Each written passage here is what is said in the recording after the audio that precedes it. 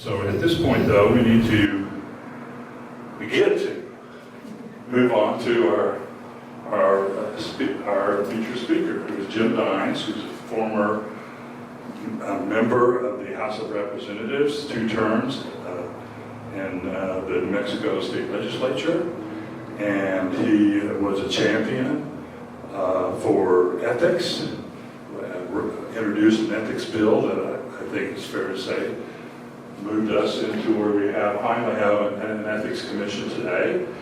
And he also was renowned for refusing to take money from PACs and lobbyists.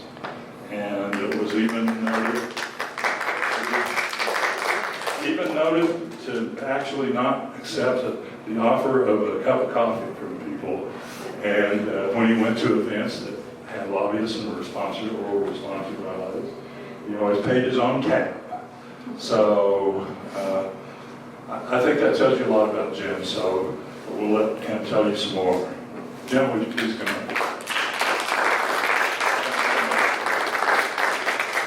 Thank you all very much.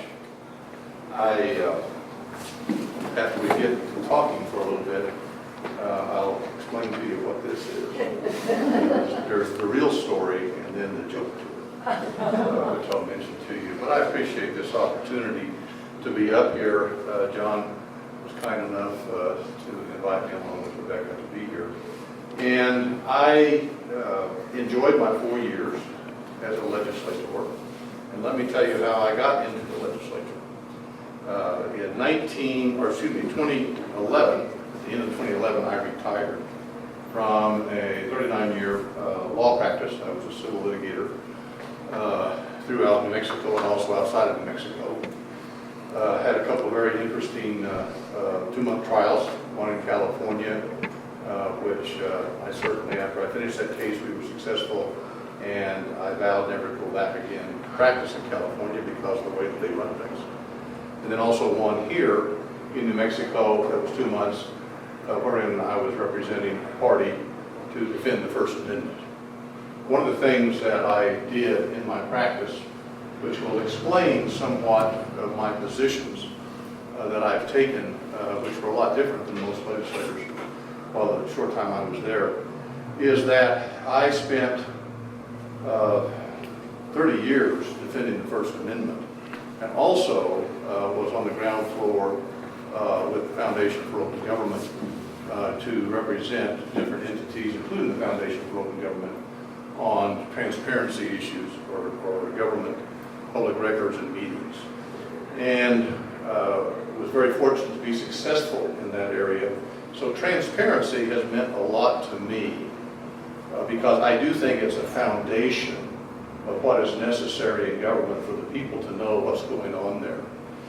And so we take my practice where we were successful every time we were in court, which was unfortunately too often, to get the government to have their feet held to the fire. And it was the same old thing. They would say, well, trust us. You don't need to know these things. Trust us. Well, you get them under oath in a deposition, and they start squabbling against each other, and they get under oath in a trial, and you find out that you can't trust them, basically. So we fast forward into one of the stances that I took while I was in the legislature is on the idea of transparency. Unfortunately, the legislature as a whole, not individually, but as a whole, would like to remain as secretive as possible, which is unfortunate because they should be the leaders of transparency, not just the opposite. So the other area that I worked on, as I mentioned, was the First Amendment, defending the First Amendment. I represented many of the newspapers throughout here and also entities that would come into the state, such as Time Inc. and NBC Universal and others, USA Today, that had issues that they needed to have representation because they'd been sued in New Mexico. And so I became quite the advocate for the First Amendment. Frankly, the retirement that I took, I missed the First Amendment issues the most, along with transparency issues, because they bring you to life, especially later in your career. You got to have something to get you up in the morning.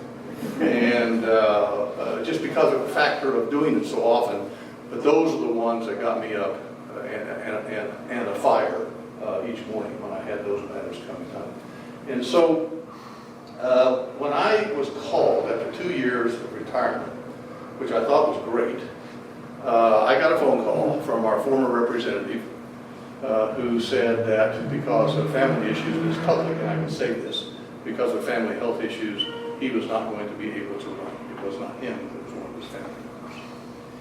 And so I got off the phone, I was in the living room, I still remember this, off the phone after that conversation. My wife happened to be in the living room and she says, "Is that what I think it is?"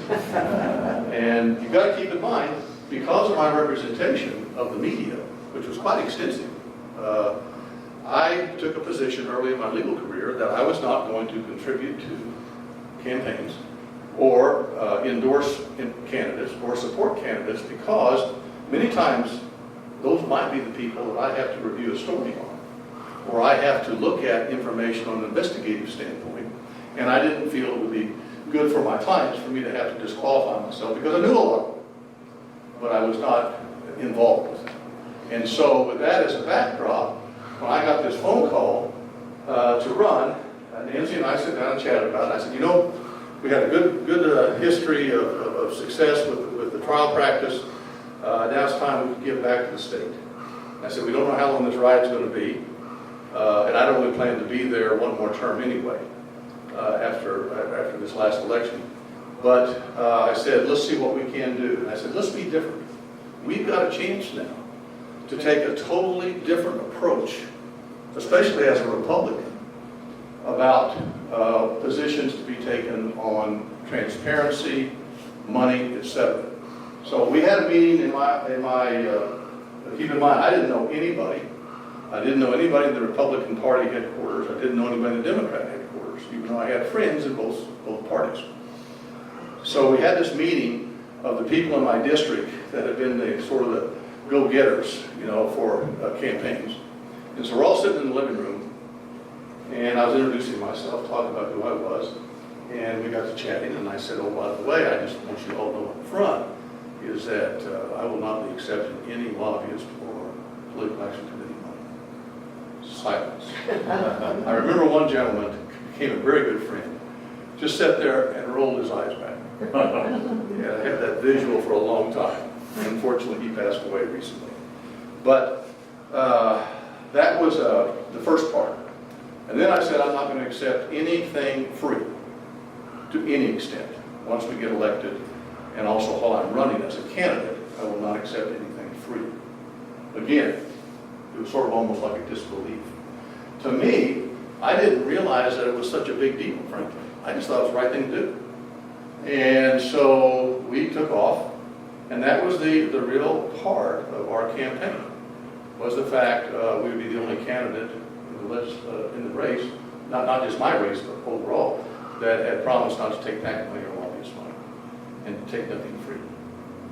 And you go door to door, they want to hear more about that, just like you all, when you talk to people. They want to hear more about what can we do about the influence of money in politics. So, next thing we know is people don't know me. I start getting some checks in the mail. And I remember one from a lobbyist. It was classic, very early on. And so I did what I normally did. Being the lawyer that I am, I sent a letter of confirmation that I'm returning your check because this is my policy. I said I will talk to anybody at any time about issues on New Mexico, but I don't accept money from lobbyists. And so 3 or 4 days later, I get this phone call. Jim, you don't know me, but I've been a lobbyist up here for 20-some odd years. He said, this is the first time the legislature ever gave me any money back. And he said, why are you doing this? I said, because I think it's important to keep the objectivity and nonpartisanship as you can. Because partisanship can be more than just parties. You can be in favor of somebody or their company. And so I got a few of those phone calls, needless to say, the first time that I ran. And then also, you got big corporations from outside of New Mexico sending money. And I began thinking about that. I said, you know, if we've got businesses in New Mexico that want to support candidates, let's take a look at that But if we're talking about outside, big, huge international companies sending to a local legislator money, let's not accept that either. So we expanded what we were going to do, which was basically, I remember sending back several checks to people. I got one letter back saying, we got this check back in the mail. This seems to be so unusual. What happened? And so we wrote them back again and said, this is our policy. And I found that any organization, neighborhood meeting, or door-to-door, or wherever I was, to be able to talk about those things, people wanted to listen. And I do think the public is clearly tired of the effect and impact of money in politics. In talking with Bruce, it was very interesting because he was kind enough to give me a book down on the legislature. But it was very interesting because he and I are on the same wavelength in the sense that, the problem and the analysis of the problem has been beat to death. It's out there. The real question is where do we go? And what do we do and how do we do it? So what happened is to continue on a little bit on the impact things have had up in the legislature. Let me give you a few observations that I made through actual encounters. I got up there and I was looked at almost like a pariah about not accepting anything free. So I remember distinctly before the legislature started my first session, I called up this one place and said, by the way, I've got some folks that are going to be there from my district for this dinner. I would like to attend, but I need to know the cost. Silence. They said, Representative, you're free. I said, no, I need to find out what the cost is. Can you give it to me? Because I will come and write my check and give it to you for the dinner. Well, Representative, no one's ever asked us this question. So we're going to have to study it. And they did. They did. A couple days later, got back to me, and I went there and wrote my check. But that first session, most people did not believe that this was going to happen, that I could be consistent throughout. And so there was always test of some sort. A free bottle of water. No, sorry, you can't take anything free. One dinner, which they shut down the restaurant for, you can bring a guest, and it's just totally open to like 40 select legislators. And I said, well, I'm not going to go to that because I couldn't afford whatever that was going to cost. But I didn't want to go anyway. But you find out then what really goes on, where more than just the campaign side of it, I think where there needs to be a real strong effort is the after the campaign, while the elected official is in office. You hear legislators say in New Mexico, we are a citizen legislature. And as a citizen legislature, we only get per diem and we only get mileage. And for some reason then, and I have trouble as a lawyer understanding this next connection, the next leap is, that way we can go ahead and accept things free.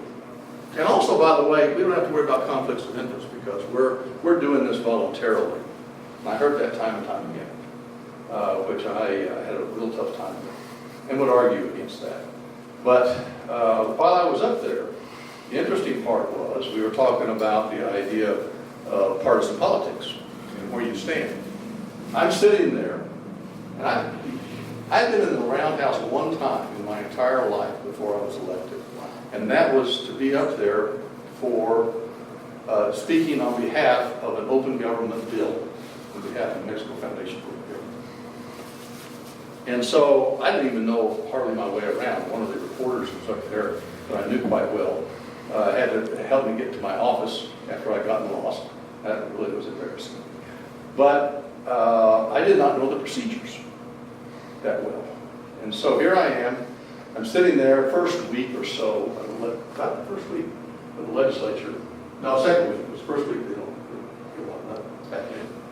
So the second week of the legislature, I'm sitting there, and there's a bill came up. And of course, at that time, this was the only time in 60 years Republicans had a majority. Okay? And so this bill came up, and it had gotten onto the docket as some kind of an agreement. And it was a Democrat bill, sponsored bill. I looked at it, and I thought, it makes some sense for New Mexico. So here we go, we take the vote. The bill gets defeated because the Republicans have a majority. There's one Republican that voted in favor of it, that was me.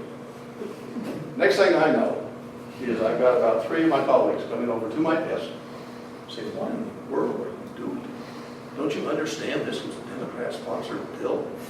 And I said, this was a good bill for New Mexico. It doesn't matter who sponsored it. And I looked at him and I said, you know, folks, I was eating real good before I knew you or was up in Santa Fe. When I go home, I'm still going to be eating good without you. And I said, don't ever come to my desk again. And they never did. The whole time I was there for 4 years. Based on any kind of vote that I took. But I also saw that on the other side. I saw it, unfortunately, on both sides. To where I actually saw a Democrat, I really felt bad about this. I saw a Democrat publicly being humiliated in a committee because of that Democrat's position, not vote, but position of asking questions in a certain way that might show the bill was not as good a bill as the sponsor thought. Get chewed out by leadership in that committee. So, you know, that's a real problem that's there, because people need to be able to, if we want to take care of the influence in politics, it's not just the money.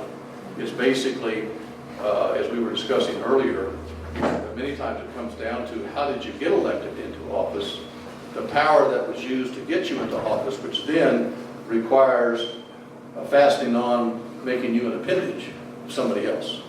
And I think we're going to see more of that, frankly. I think, and the reason why, we have factions out there now, not parties. They're going to be factions. And if you're not part of the faction, then you're out. On both sides of the aisle, doesn't matter. So here we go with the continuing on. And my first year, certainly it was a learning experience. My second year, I felt it was going to be important that we need to look at the Ethics Commission.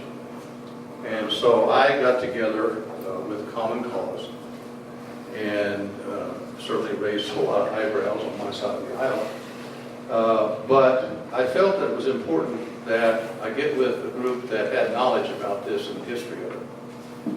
And so we put together, Jeff Steinborn and I, now Senator Steinborn and I, put together our first Independent Ethics Commission resolution. Keep in mind that if you have a resolution, that goes directly to the people to vote. It does not go through the governor's office. Because I've heard in the past, if you had a bill, it goes to the governor's office on this, there may be some problems, even if you can get it passed. I later found out that they've been working on an ethics commission in New Mexico for 25 years. And I was just appalled by that. So I thought, well, here we go. Let's go ahead and do this, and this will be something that we need to raise the profile. So we got it through the House, and got it over to the Senate. First Senate committee, they asked that we talk after the committee with one of the senators on the committee to try and put together maybe a compromise bill. Well, the compromise bill was basically not even a compromise. It was just draconian in the approach. And I said, no way, no how. So the next day, and I didn't understand the process again, but I didn't care. You do what's right. I would do the bill in front of the committee. They said, well, no, you can't do that. I said, well, yeah, I can. I said, I'm not going to. This is not going to put my name on what is now being proposed that your committee is going to pass. I said, I have the authority to withdraw, so I withdrew it. Actually, it turned out to be a great help to get the Ethics Commission resolution the next year passed. And the reason was the fact that it brought a lot of heat onto legislators because the press ate this up. They said, here we are trying to get something done that's right. It's been 25 years, and now you all get something that was palatable, should have been, and you try to rig it. So with that said, what happened then, giving you the history of the Ethics Commission, brought it back again the next year. Representative Steinborn, and we had a couple of others who were 2 Democrats from down south co-sponsoring it with us. And so because of my stance and what had happened before, I became sort of the tip of the spear for the Ethics Commission. We get it through the House, the resolution, and then it gets over to the Senate, and it goes forward and passes. Essentially what it was that we were going to have a commission of 7 commissioners, and they would have powers again, which is very, very important, and that they have the authority that the commission would have. So now what happens is in 2017, it then, or 2018, 2017, it goes before the voters for a vote. And they've got 75% of the population passed it. Then the next step is, it was 2018, because the next step was you've got to have the enabling legislation. And I was selected while I was still in office. I'd already been defeated, which by the way was an interesting race. 11,000 votes, I got beat by 104 votes. And what was, one of the things, it was the classic being swept in the wave. And it was very interesting because the Santa Fe, New Mexican had a front page editorial about me getting beat. And the final line was, he's a character with character. And I said, you know, it's worth it. It was worth it. Huh? You on some intro. He sure did, and I thought he captured it quite well. Not about me, but what was going on at the time. And so, with that said, Senator Linda Lopez and I were in an interim committee to try to hammer out and get as much as we could resolved before the legislature. So spring forward now, you're in the legislature, there were some suggestions brought up, and the deciding factor for me, which really disturbs me still about the commission, is this, and the public should be concerned. There will not be anything made public until there's a probable cause finding, and the probable cause finding is something that appears to be determined by some individual versus the commission itself. Now, you have to go back and sort of read this. The one thing that is very clear, if the general counsel finds, the general counsel or executive director finds that the complaint is frivolous, it's dismissed. No notice, no public knowledge to any extent. So one individual can sit there and say, I don't find this to have merit. Gone.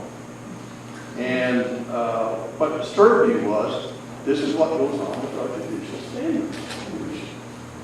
Again, what they do is they look at things, and then if they decide to take it to the Supreme Court for action, the public finds out.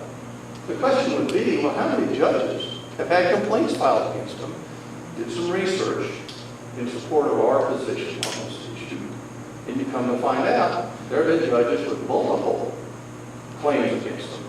And then eventually you hear about that because there's a finding, a probable cause finding against that judge. Somewhat based upon the fact that there were multiple complaints in the past.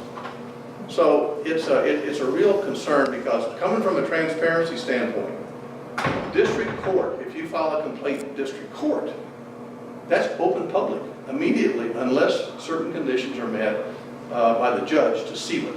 And I've been on those hearings and know what those standards are because of the First Amendment rights and also transparency rights of individuals, that it's a very high standard that has to be met. So now we've got a Judicial Standards Commission, we have an Ethics Commission, where individuals can make a decision of frivolity, if you will, on the basis of the complaint, and nobody sees the light of day of it. And I think that's just wrong. And what it is, I tell you, there is this feeling in Santa Fe, in the legislature, that less is better. Less is better. And you hear things about, and recently we heard about settlements being made open, which is great. Yeah, that's 10 years behind. And that's what you see finally, things catch up. There isn't, and I always had this feeling that because of my experience in hearing government officials tell me to trust them so many times on cases about transparency, to where then it turned out to be the wrong thing, then it taught me that basically when the government says trust me, then that's when you really need to watch out. I'll tell you a really funny story. I tried one case out it was here in the state, and we took depositions. The city council, had said, trust me, you all don't need to have this information. Okay? So I said, no, we're going to have to take the depositions. We took the depositions. So what did they do? The questions became so pointed and they had no answers that they took a break. The first one took a break, and then the next three lined up after him, and they all testified we relied upon legal advice. Now, that opened up the fact that legal advice, once you allege legal advice as defense, you get to ask questions about the advice and about the meetings. And so this group that said, trust me, they threw their lawyer under the bus because they knew that it was getting hot and heavy and it was going to become a political issue in town. And they did lose the case, by the way, and had to pay over $100,000 of our legal fees. But the interesting part is in transparency, when that happened, is I'm cross-examining one of the people in that meeting at trial, and they start talking about, we made, in essence, they took a vote in private on one of the issues. Never had come out. So we took the transcript because the city appealed the case. They had to prepare a transcript. We took the transcript, gave it to the Attorney General's office, and the Attorney General cited them for a breach of the Open Meetings Act. And I tried to convince government types and the legislature, it gets worse, not better, if you try to cover things up. And so that didn't seem to, at times, at least some of them, I think, maybe hurt. So with what we were going to talk about here today also, and John had asked that we talk about the Ethics Commission, I'm certainly open to any questions about it. I think that I've seen the people that are listed that are going to be on there, except the last two. And it was purposely put together so that the governor only had one pick, which was the chair, but then did not have influence on the rest of the nominees. That was going to come through the legislature. And so the final two will be decided by the four members that have been selected by the legislature to then pick the final two. They'll have that decision-making authority. And so I'm very interested to see how it works. What you're going to find out is that there's still going to be debate about what's the scope of it going to be. How broad, as far as is going to, at some point down the road, maybe include school boards, which could be considered part of this, as has been argued. What about the jurisdiction itself? Some areas there's going to be concurrent jurisdiction, and the parties are going to have to decide, does the agency or the commission, is it going to have the authority? So there's going to be some bugs to be worked out on. I just wish to heck that they would have allowed us to know who all was getting the complaints against them, and that's the short side. Let me speak about something else about politics and money. I also sponsored my first year a bill to require a cooling off period of 2 years once the legislator is out of office. And that one, wow, it got a lot of flack. And then I learned the system a little bit better. And so again, that was bipartisan. And so I read it again, bipartisan again. And this was going to require legislators to sit out 2 years. The Senate reduced it down to 1 year as we were going through the committees, but require a cooling off period. Because here you are, you're getting out of office. I just talked to John or Mary about bills, and we coordinated and we worked together. And oh, by the way, now I'm a lobbyist for so-and-so. Who do you think is going to get the attention of most, not all, but most legislators when it comes down to you as a former legislator or someone they don't know to come into the office? And I just didn't think that was fair. And so I felt that the cooling off period was necessary. Interestingly, this thing begins to get momentum. We're going, we're answering stuff, and we got it to the Senate floor. Oh, sorry, Representative, we ran out of time. We didn't get it to that was 2017, the session of 2017. 2018, I'm sorry, 2018. I was really proud of that. I really thought that we had something going, because until you take those tweaks, until, we can talk about the money and politics, but the real thing is the influence of all factors in politics. And which ones can we tweak and which ones can we maybe make a difference directly? To me, that's one of them. Another one is going back to the policy of the freebies. And the freebies can amount to a bunch.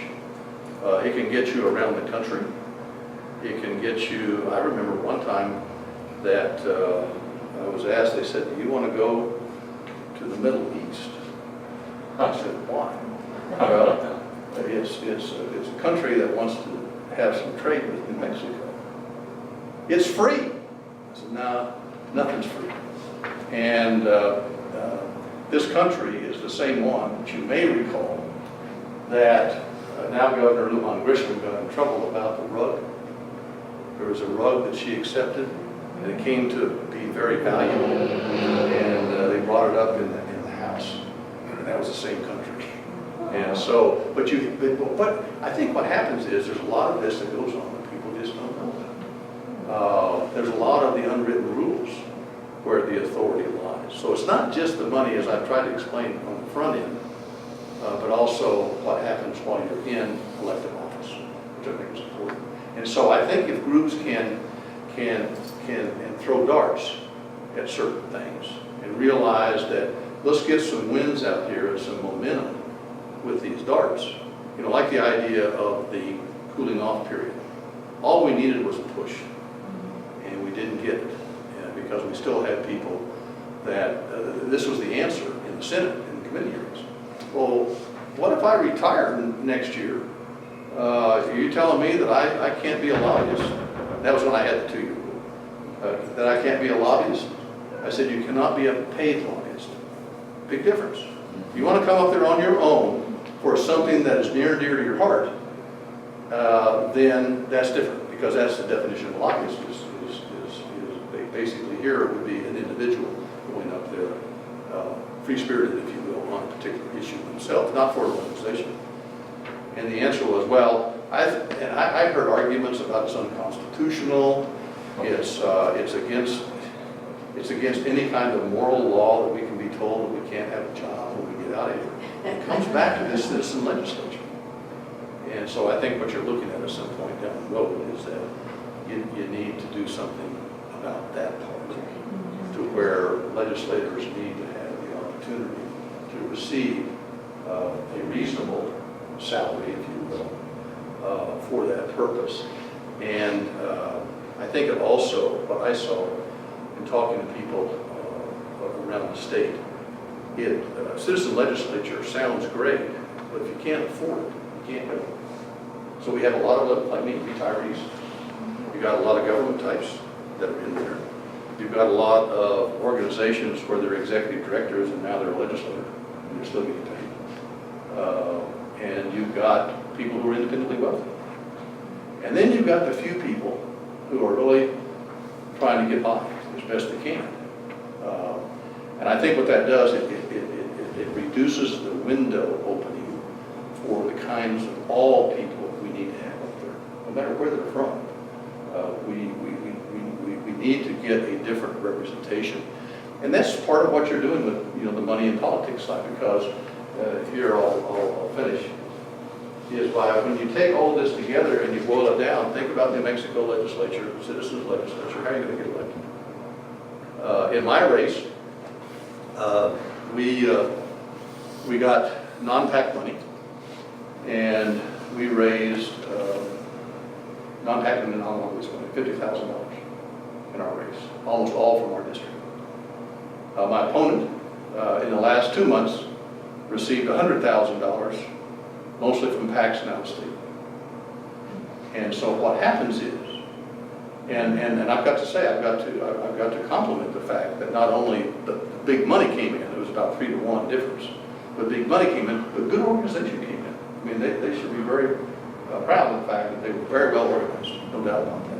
And the times were such that it just all came together. But the influence of the big money, I can speak from experience, is when things come out that need to be responded to, you're at a loss. When things are not going out that you need to notify people about, you're at a loss. And so in my race, 11,700 votes, we lose by 104. And so I felt very good in the sense that our message resonated 104 votes short. And we were not resonating, trying to say,